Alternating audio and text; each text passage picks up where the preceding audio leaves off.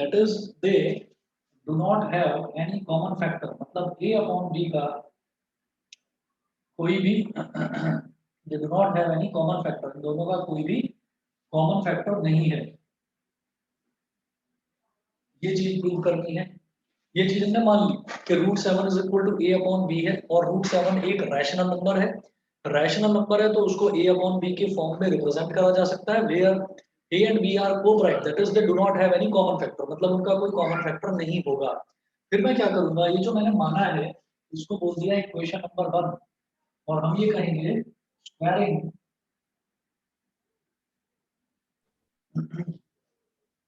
Squaring both sides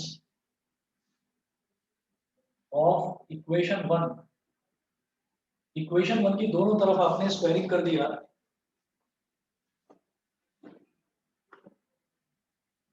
जब दोनों तरफ आप स्क्वायर करोगे तो ये हो गया √7 का whole square is equal to a upon b का होल स्क्वायर। अब इससे क्या होगा, √7 का होल स्क्वायर हो जाएगा बेटा 7 is equal to a square upon b square. जी समझ में आ रहा है? Yes sir. ठीक है, अब √7 का होल स्क्वायर हो गया हमारे पास 7 is equal to a square upon b square. फिर क्या करना है, हम ये कहेंगे वही काम जैसे कि हमने 2 को करा था, कि जब हम √2 को कर रहे थे तो हम 2 को डिनोमिनेटर में लेकर चले गए थे, वही काम यहाँ पर करना है। मैं √7 को कर रहा हूँ तो अब मैं 7 को डिनोमिनेटर में लेकर चला जाऊंगा, तो किस तरह से करेंगे, 7 को यहाँ ले आओ और b स्क्वायर को इधर ले आओ, ये ऐसे हो जाएगा b square is equal to a square upon 7। It implies that 7 divides a square, 7 divides a square. जब 7 जो है वो a स्क्वायर को डिवाइड कर रहा है तो यानी कि वो a को भी डिवाइड करेगा।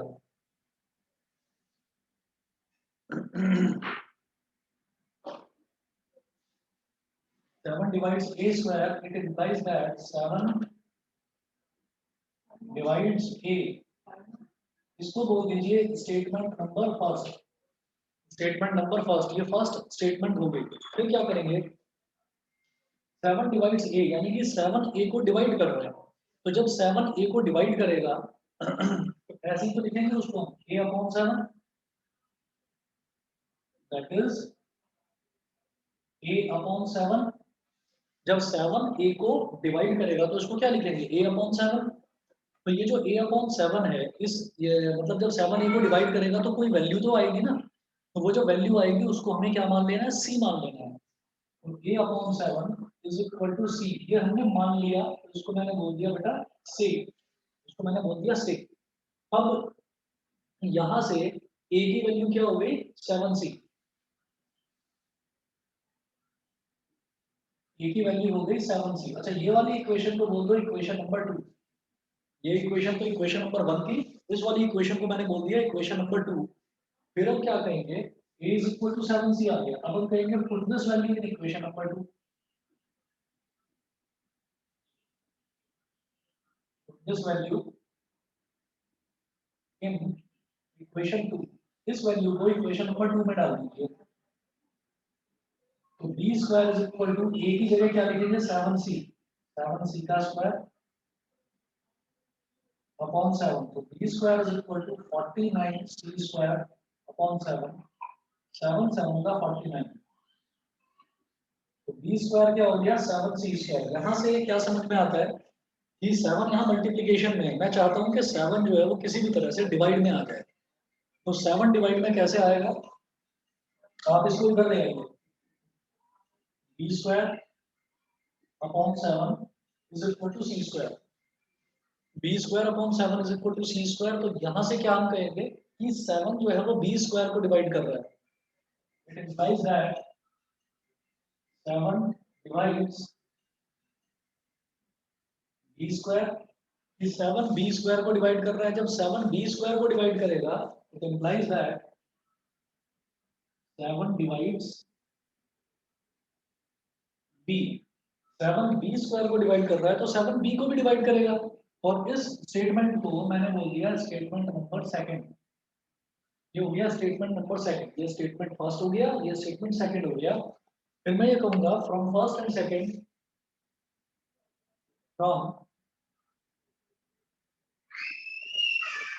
From statements first and second, we see that 7 is a common factor of A and B. That is, A and B are not co-prime, मतलब A और B co-prime नहीं है। हमने शुरुआत में ये अज्यूम करा था कि √7 is equal to A upon B where A and B are co-prime, यानी कि उनका कोई कॉमन फैक्टर नहीं है। लेकिन इस पूरे प्रूफ के बाद मुझे ये समझ में आता है कि A और B का कॉमन फैक्टर है 7। ठीक है, तो 7 is the common factor of A and B। तो therefore our assumption was wrong। Therefore our assumption was wrong।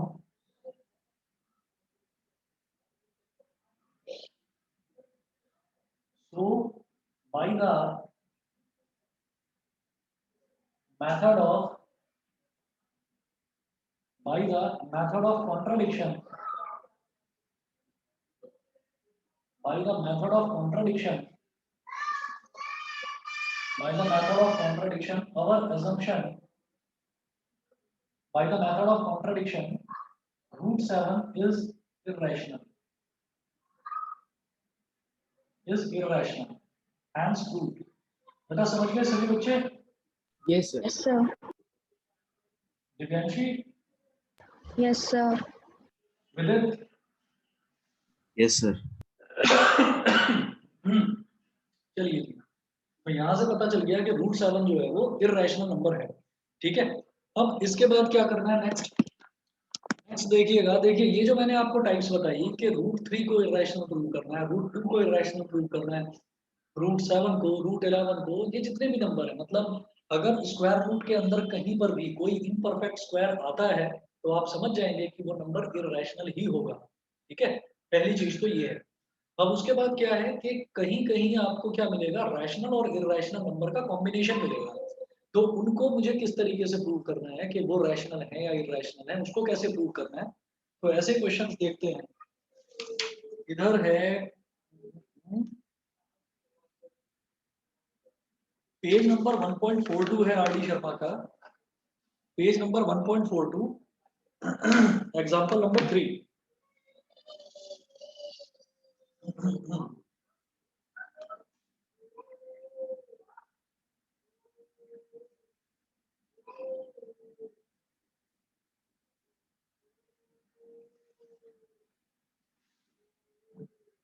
Page number 1.42, example number 3।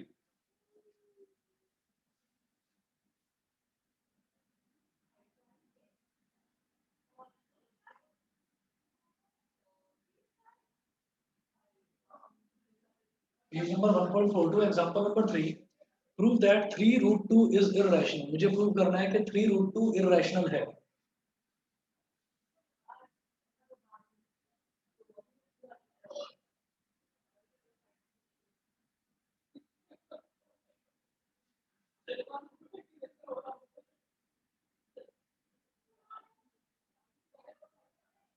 Prove that 3√2 is irrational। तो यहाँ पर आप ये देखेंगे कि 3 तो एक रैशनल नंबर है, लेकिन √2 को मैं जानता हूँ कि √2 एक इररेशनल नंबर है। तो अगर कोई भी रैशनल और इररेशनल नंबर का कॉम्बिनेशन दे रखा होता है, जैसे ये कॉम्बिनेशन ही तो है भाई, एक रैशनल नंबर है 3 और एक इररेशनल नंबर है √2, ये दोनों नंबर मल्टीप्लाई हो रहे हैं, तो इनको मैं रैशनल कहूँ या इररेशनल कहूँ। तो ये तो समझ में आ गया कि मुझे प्रूव करना है तो ये इररेशनल ही है। हमको इसको प्रूव करने का बड़ा आसान 3-4 स्टेप का एक मेथड है, वो देखेंगे। सबसे पहले लिखेंगे, let us assume that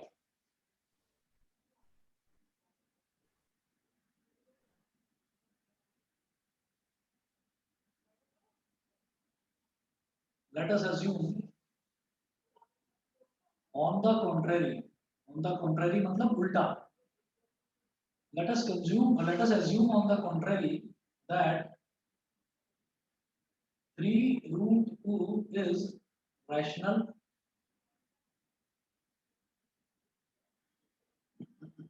That is, let 3 root 2 is equal to a upon b, where a and b are co-prime. That is, they do not have any common factor. That is, they do not have any common factor.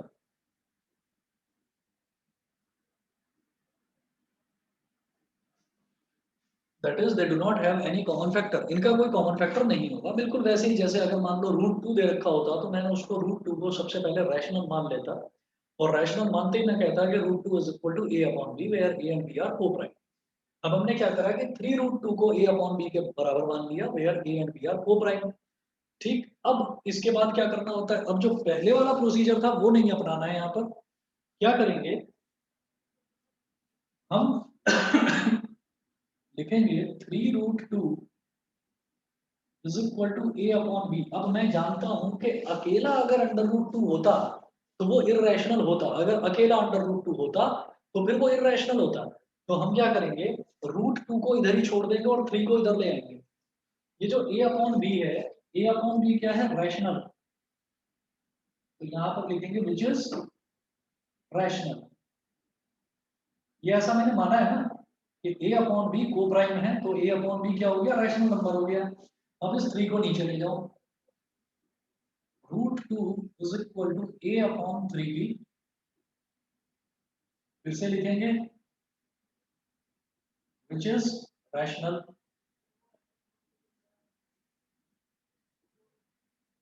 ठीक है, but we know that root 2 is an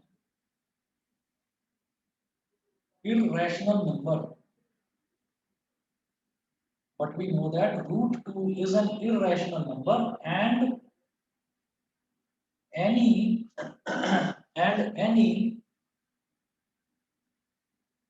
irrational number can't be equal to, and any irrational number can't be equal to a rational number.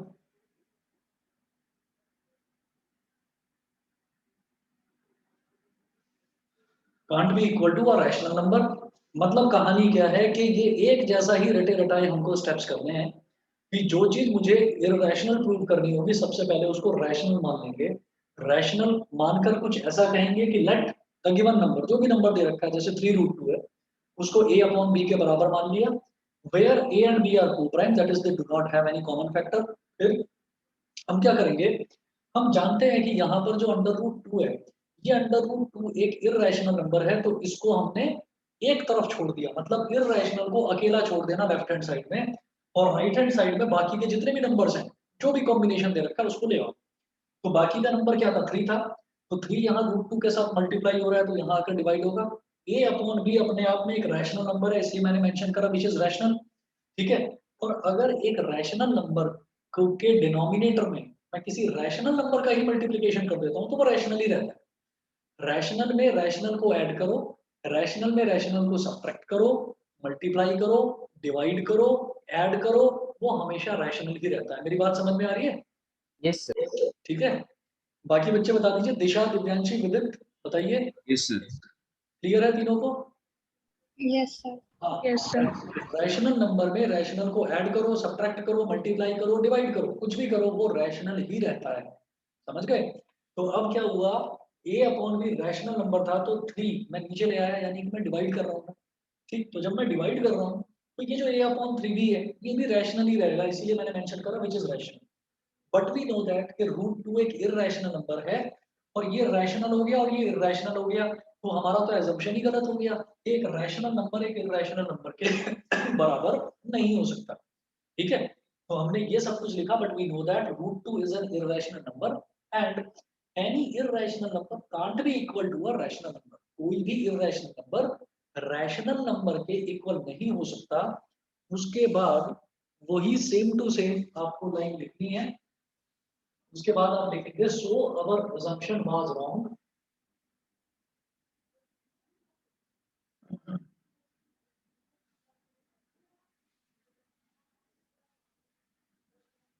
फिर आप mention करेंगे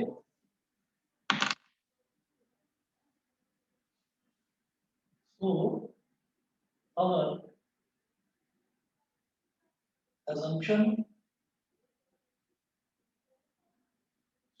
assumption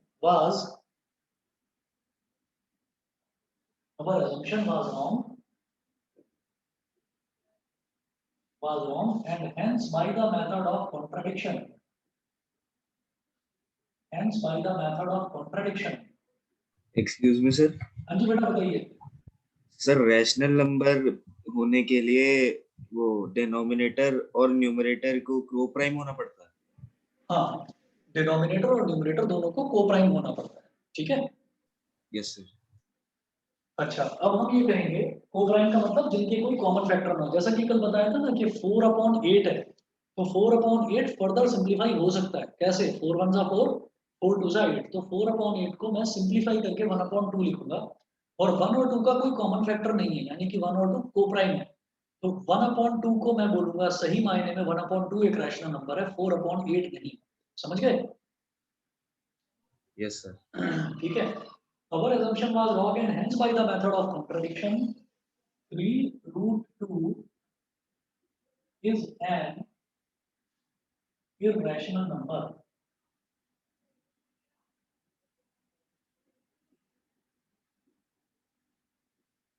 Hence proved.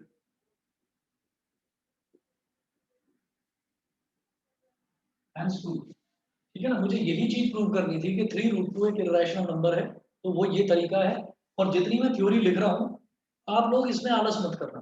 आप लोग ये मत सोचना कि देखिए आलस मुझे भी आ सकता है, आलस मुझे भी आ सकता है, मैं भी सोचूंगा कि बार बार क्या लिखूं। मैं भी ये बोल सकता हूँ कि आप ऐसे कर देना इसको, ठीक है।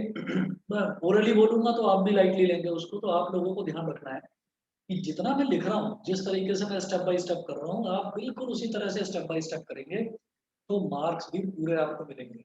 आप स्टेप्स में कंजूसी मत करना। ये जो पहला वाला चैप्टर है, इस पहले वाले चैप्टर में थोड़ा सा जो कैलकुलेशन है, न्यूमेरिकल कैलकुलेशन, वो कम है उसमें। इसमें ये है कि आपको एक्सप्लेन ज्यादा करना है चीजों को।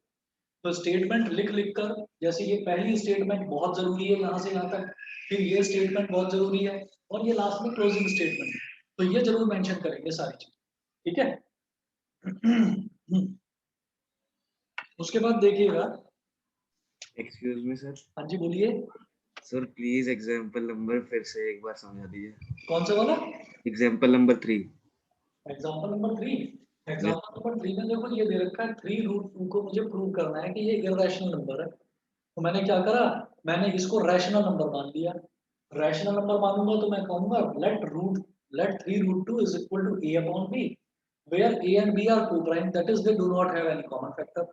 फिर आपको क्या करना है कि मैं पहले से ही जानता हूं कि √2 एक इररेशनल नंबर है, तो हमने क्या करा, 3√2 is equal to a upon b, ये तो हमने माना था, तो a अपॉन b एक रैशनल नंबर है, 3 एक रैशनल नंबर है, इसको मैं यहां लेकर आ गया नीचे।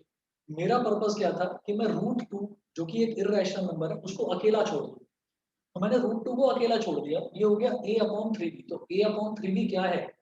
ये एक रैशनल नंबर है। रैशनल में रैशनल को मल्टीप्लाई करो, डिवाइड करो, ऐड करो, सब्ट्रैक्ट करो, वो रैशनल ही रहता है, ठीक है। तो ये a अपॉन 3b तो एक रैशनल नंबर है, लेकिन √2 एक इररेशनल नंबर है। कोई भी रैशनल नंबर इररेशनल के इक्वल नहीं हो सकता। जब रैशनल नंबर इररेशनल के इक्वल नहीं हो सकता, तो फिर सीधी सीधी बात है कि जो हमने शुरुआत में एज्यूम करा था, उस एजम्पशन को ही तो हम आगे लेकर चल रहे हैं, तो हमारी वो एजम्पशन ही गलत थी, और उस एजम्पशन से हम एक रॉन्ग रिजल्ट पर पहुंच रहे हैं, तो हमारी एजम्पशन गलत थी। तो हम ये कहेंगे हमारी एजम्पशन क्या थी कि 3√2 एक रैशनल नंबर है, तो हमारी एजम्पशन गलत थी, यानी कि वो रैशनल नहीं है, और जो नंबर रैशनल नहीं होता वो क्या होता है, इररेशनल होता है।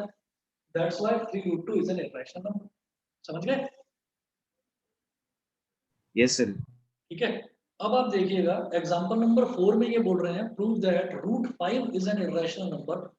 ये मैंने आपको होमवर्क में दिया था, ये आप जानते ही हैं, बिल्कुल सेम स्टेप्स हैं, जैसे √2 का करा, √7 का करा, ऐसे ही √5 का करना है।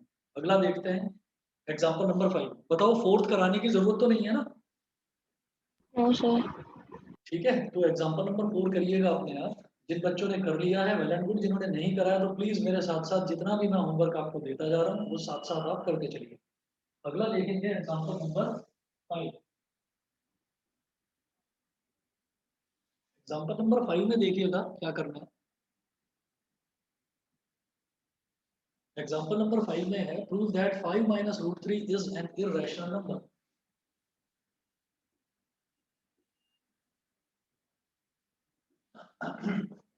prove that 5 minus √3 is an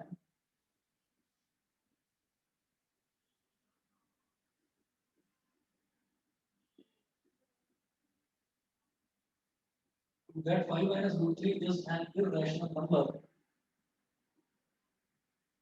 फिर वही करना है कि ऑन द कॉन्ट्रेरी अज्यूम कर लेंगे कि ये एक रैशनल नंबर है, तो लिखिएगा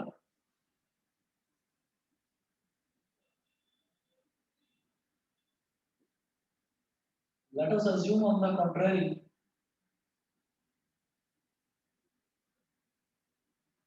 let us assume on the contrary that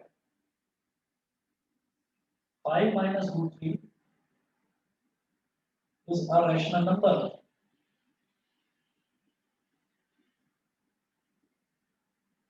That is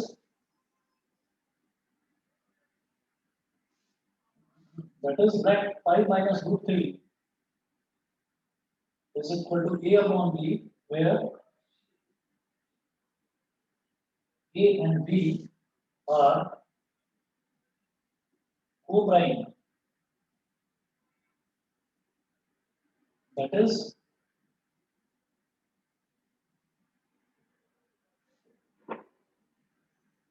they do not have any common factor।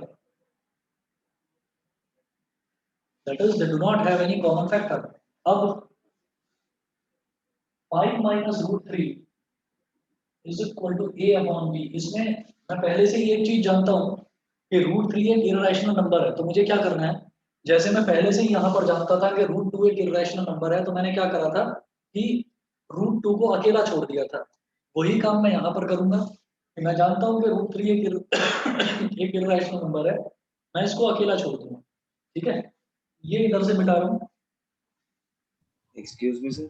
हाँ जी, सर ऐसा जरूरी है कि मतलब ऐसा होता है क्या कि जो इर्रेशनल नंबर होते हैं उनके न्यूमरेटर और डिनोमिनेटर जो है हाँ वो उनके जो है फैक्टर्स होते हैं कॉमन, हाँ, मतलब ऐसा जरूरी है या फिर नहीं है?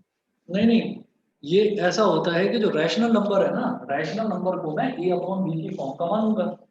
ठीक है, वहां पर हम ये कहेंगे कि ए और बी जो है, ए और बी ये दोनों के दोनों कोप्राइम होंगे। ठीक है, और अगर अगर मान लीजिए दोनों के दोनों कोप्राइम नहीं है, अगर दोनों के दोनों कोप्राइम नहीं है, तो ये नेसेसरी कंडीशन नहीं है इररेशनल नंबर होने की, लेकिन इतना है कि यहाँ पर जब हम ये कहेंगे कि दोनों के दोनों कोप्राइम है, तो फिर वो रैशनल होगा ही होगा, और जो नंबर रैशनल नहीं है, जो नंबर रैशनल नहीं है वो इररेशनल ही होगा।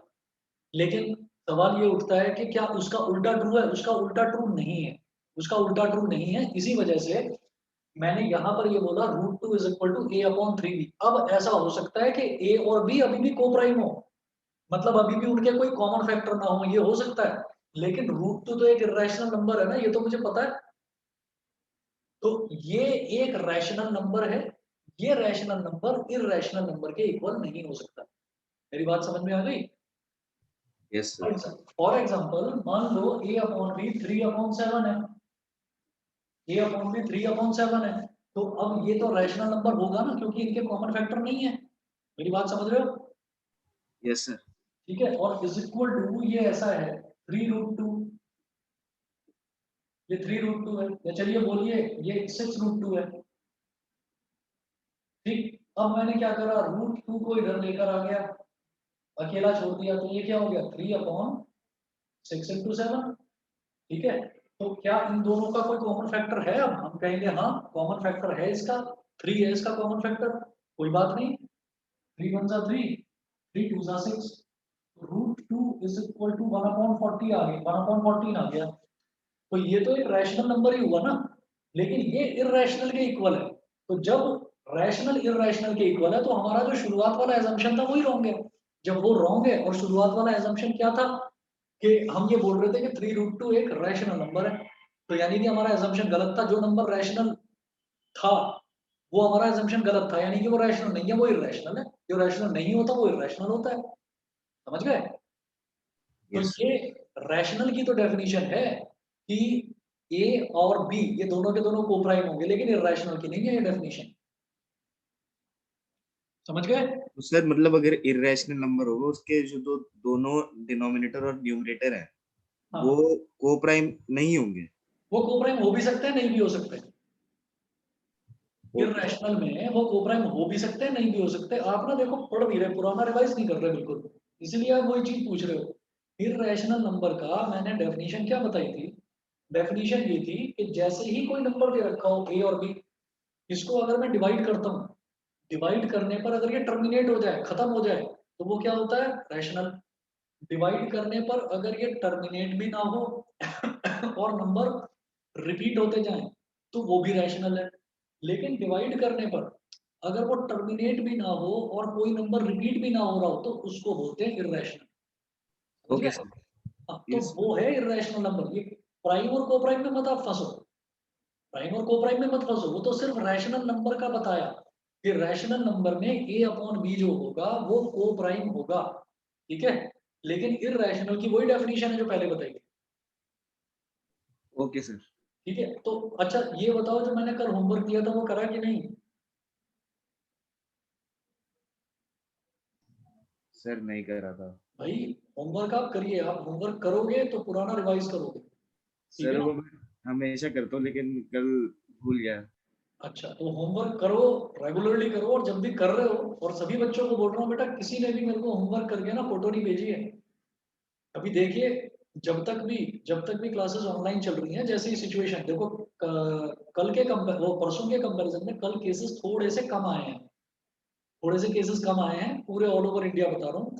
तो अगर धीरे धीरे धीरे धीरे करके ये केसेस जो हैं ये कम आने लगेंगे और सुधार की तरफ चलेगा, तो फिर गवर्नमेंट जो है वो प्रपोज जो है वो कंपलसरी लॉकडाउन नहीं करेगी। तो तब क्लासेस भी ऑफलाइन आपकी होनी शुरू हो जाएंगी। तो जैसे ही सब सिचुएशन ठीक हो तब तो आप मेरे को होमवर्क लाकर दिखाई देना रेगुलरली, और जब तक सिचुएशन गड़बड़ है तब तक आप फोटो खींच के भेजिए मेरे को सभी बच्चे। समझ रहे हैं? दिशा, दिव्यांशी और अमन, आप भी समझ रहे हैं?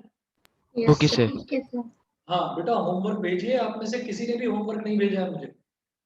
सर मैं सर पता नहीं था कि भेजना है, सर अब पता हाँ लग गया, हाँ भेज दूंगा। हाँ, वही ना। अब मैंने भी नहीं बताया था, तो मैं फर्स्ट टाइम आपको अब बता रहा हूँ सभी बच्चों को कि जो भी होमवर्क है वो आप होमवर्क करें और भेजें मेरे को। जब तक ऑनलाइन चल रहा है तो ऐसे फोटो खींच के भेजो, और जब ऑफलाइन हो जाएगा तब तो आप दिखाई देंगे लाकर, ठीक है? सर आगे मैं निकल। अभी थोड़ी देर में भेज रहा हूँ मैं। हाँ हाँ, कर लेना, क्लास खत्म हो जाए उसके बाद करके फिर भेजना, ठीक है? अब देखिएगा, वही काम यहाँ पर करना है। 5 - √3 is equal to a upon b. अब यहाँ पर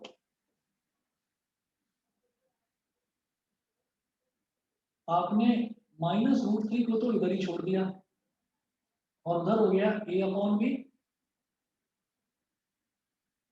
-5। अब यहाँ से अगर नेगेटिव साइन हटाना है तो क्या हो जाएगा? √3 is equal to 5 - a upon b. ये समझ में आ गया सबको? Yes sir. ये समझ में आ गया? अगर यहाँ से नेगेटिव साइन हटाना है तो नेगेटिव साइन को इधर ले आएंगे, तो इधर वालों के दोनों के साइन चेंज हो जाएंगे। ये -5 है तो +5 हो गया, ये प्लस का ए अपॉन बी है तो ये माइनस का ए अपॉन बी हो गया। तो √3 is equal to 5b - a upon b. अब आप हर स्टेप में एक काम करेंगे।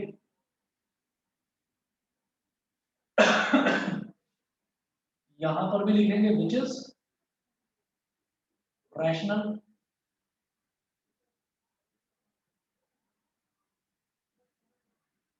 यहां पर भी लिखेंगे विच इज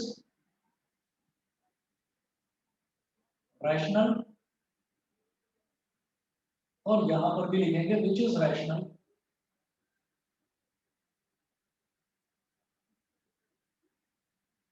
समझ रहे हैं?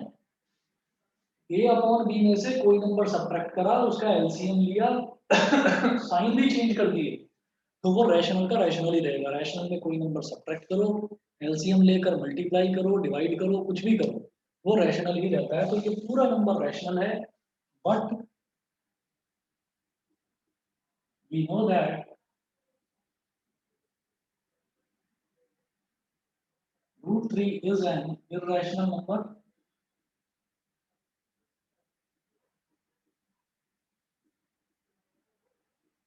but we know that √3 is an irrational number.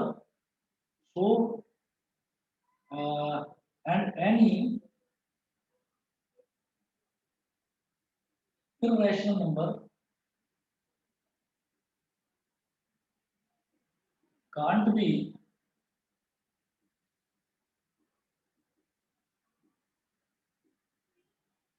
equal to a rational number.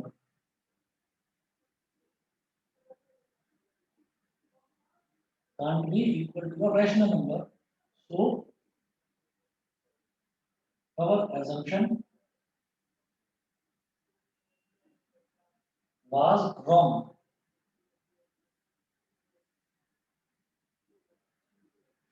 That is 5 minus √3 is an irrational number. मतलब 5 माइनस √3 जो है वो अब एक इररेशनल नंबर होगा। बताइए जी, समझ में आ गया? Yes sir.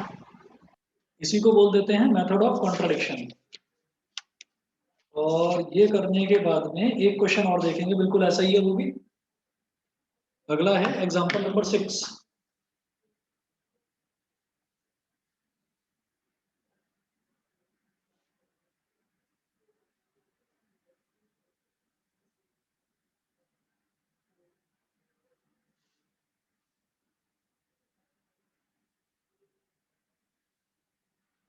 Example number 6।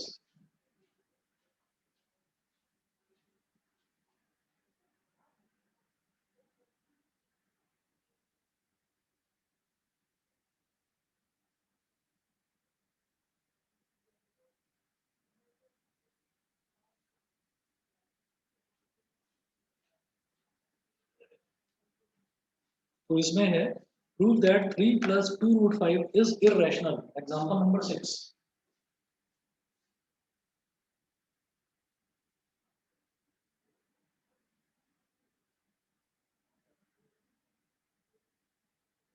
Prove that 3 plus 2√5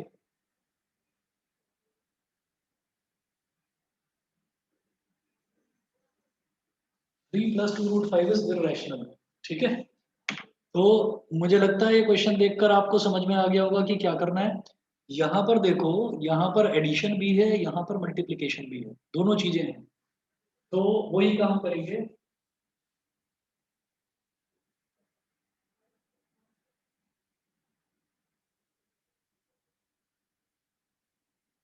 Let us assume on the contrary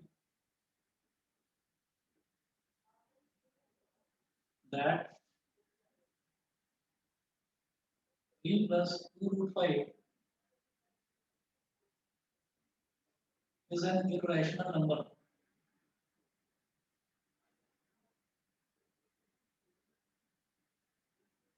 That is, let 3 plus 2√5 is equal to A upon B, where A and B are co-prime. That is, we do not have any common factor. अब क्या करना है कि 3 plus 2√5 is equal to a upon b। यहाँ मैं पहले से ही जानता हूँ कि इन सारे नंबर्स में सिर्फ √5 एक इररेशनल नंबर है, तो √5 को अकेला छोड़ना ये मेरा टारगेट होना चाहिए। तो मैं क्या करूंगा, यहाँ पर लिख दूंगा विच is rational, a upon b rational है, हमने लिख दिया विच इज रैशनल। उसके बाद 2√5 को अकेला छोड़ दिया यहाँ पर, a अपॉन b माइनस 3, यहाँ पर भी लिखिए विच is rational.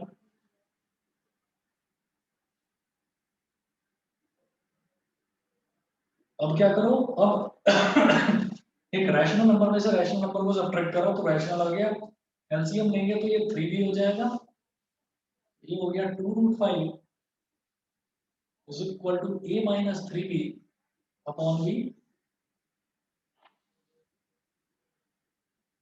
Which is rational. अब ये जो 2 है इसको डिनोमिनेटर में ले आओ, √5 is equal to a minus 3b upon 2b which is rational. मतलब जो राइट हैंड साइड वाला है a minus 3b upon 2b ये रैशनल नंबर होगा, लेकिन √5 ये मैं पहले से ही जानता हूँ कि ये इररेशनल नंबर है। तो मैं ये कहूंगा कि यहाँ तक कैसे पहुंचे, यहाँ तक हम इस assumption की वजह से पहुंचे। तो इसका मतलब ये assumption ही गलत ली है हमने। हमने 3 प्लस 2√5 को a अपॉन b मान लिया, यानी कि हमने 3 प्लस 2√5 को एक इररेशनल नहीं रैशनल एक रैशनल नंबर मान लिया था। तो इसका मतलब हमारा assumption ही गलत था, ये रैशनल नहीं होता, और जो रैशनल नहीं होता वो इररेशनल होता है। क्यों? क्योंकि एक रैशनल नंबर इररेशनल के इक्वल नहीं हो सकता। मैं यहां पर मेंशन कर रहा हूं,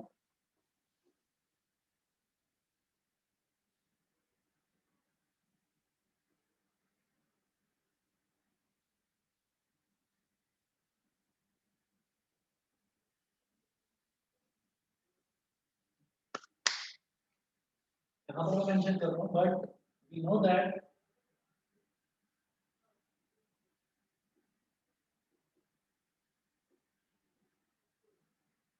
but we know that under root 5 is but we know that under root 5 is an irrational number,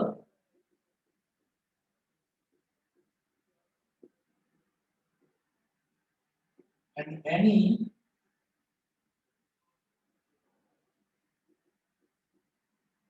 irrational number can't be equal to a rational number, can't be equal to a rational number. So our assumption was wrong, and hence by the method of contradiction, 3 plus 2√5 is an irrational number. Hence proved.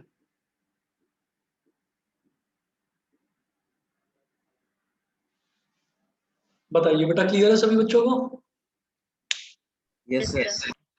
ठीक है, चलिए जी। तो ये आपके irrational number prove करने वाले सभी type के क्वेश्चंस हो गए हैं। ठीक है, कुछ क्वेश्चंस फिर मैं आपको होमवर्क में भेजूंगा, वो आप लोग करेंगे। और इस चैप्टर में हमारा लास्ट टॉपिक बचता है टर्मिनेटिंग और नॉन टर्मिनेटिंग डेसिमल नंबर्स वाला। मतलब अगर किसी भी नंबर को डिवाइड करते हैं, जैसे कि मैंने आपको बताया था कि फॉर एग्जांपल मेरे पास है 10/4, जब इसको डिवाइड करते हैं तो ये आ जाएगा बेटा 2.5। तो ये एक टर्मिनेटिंग डेसिमल नंबर है किसी भी नंबर का। ये कैसे पता चलेगा कि वो टर्मिनेटिंग है या नहीं है? किसी भी नंबर का टर्मिनेटिंग होना या ना होना ये कैसे पता चलेगा? डिवाइड करके तो पता चलेगा, ठीक है ना। क्या कोई ऐसा तरीका होता है कि हमें डिवाइड ही ना करना पड़े और बिना डिवाइड करे हम बता दें कि वो टर्मिनेटिंग है या नॉन टर्मिनेटिंग? जैसे मैंने कहा ये तो 10/4 था। अगर मान लीजिए 10/3 हो, 3 3 9, 10 - 9 1, 1 के आगे 0 लगाया, फिर से 10 आ गया, 3 3 9, 3 3 9, 3 3 9, डॉट डॉट डॉट डॉट ये आता चला जाएगा। तो 3.3333 डॉट डॉट डॉट ये हो गया। तो ये कैसा डेसिमल नंबर है? ये है नॉन टर्मिनेटिंग डेसिमल नंबर, यानी कि ये कभी खत्म ही नहीं होता, ये लगातार चलता जा रहा है, चलता जा रहा है, चलता जा रहा है। तो ये हो गया नॉन टर्मिनेटिंग डेसिमल नंबर। ये भी मैंने डिवाइड करके पता लगाया। तो क्या कोई ऐसा तरीका होता है कि बिना डिवाइड करे, इस मेथड को कहते हैं लॉन्ग डिवीजन, कि बिना डिवाइड करे, बिना लॉन्ग डिवीजन मेथड लगाए आप बता सकें कि कोई नंबर टर्मिनेटिंग है या नॉन टर्मिनेटिंग है? क्या कोई ऐसा मेथड है? हाँ जी है, बहुत शॉर्टकट मेथड होता है।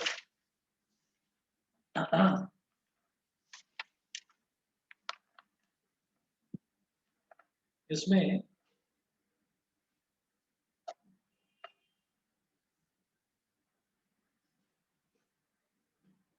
हम लिखेंगे एनी रैशनल नंबर, ये मैं सारा मिटा रहा हूं इस तरफ।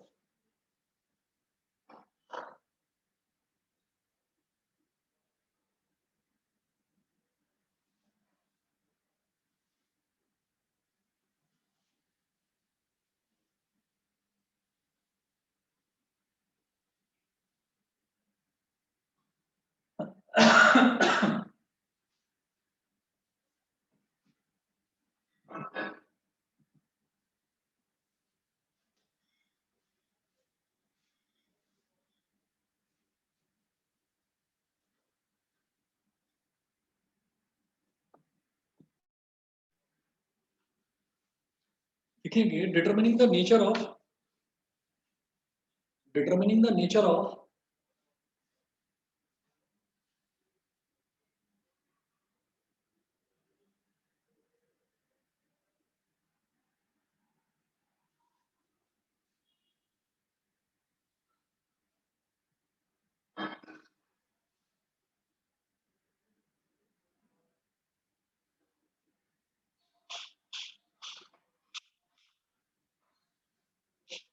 determining the nature of decimal expansions of rational numbers.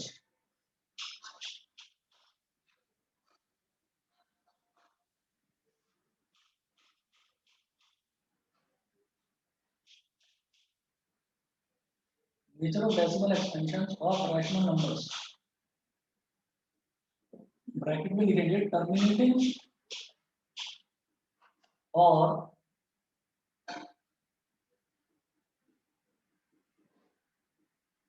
Non terminating.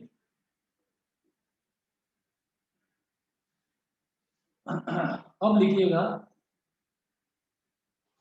Any rational number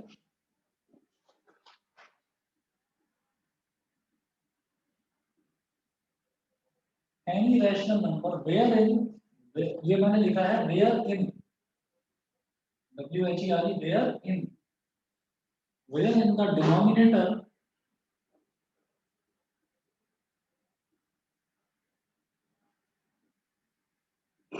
can be expressed in the form of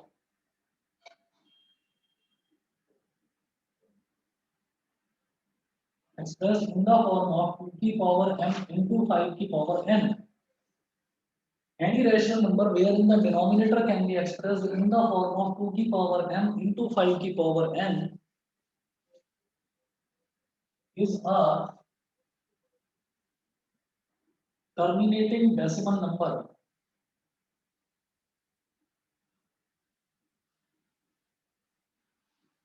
आपको उसको डिवाइड करने की जरूरत नहीं है, terminating decimal number, otherwise non terminating decimal number. Sir यहाँ m और n की वैल्यू कोई भी इंटीजर हो सकती है? कोई भी इंटीजर, अभी बता रहा हूँ, 1 मिनट रुकिए। Otherwise non terminating decimal number. Example के तौर पर देखिए मैंने बात करी थी 10/4 की,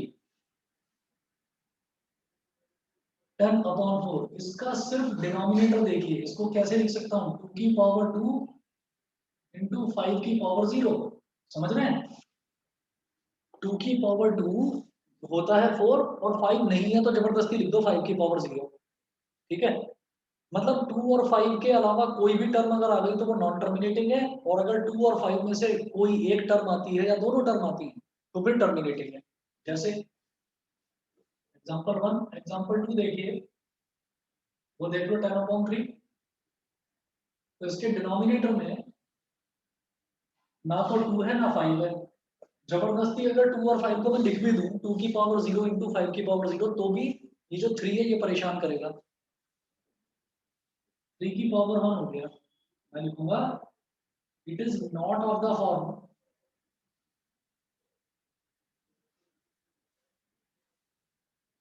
2 की पावर m इंटू 5 की power m, therefore non terminating,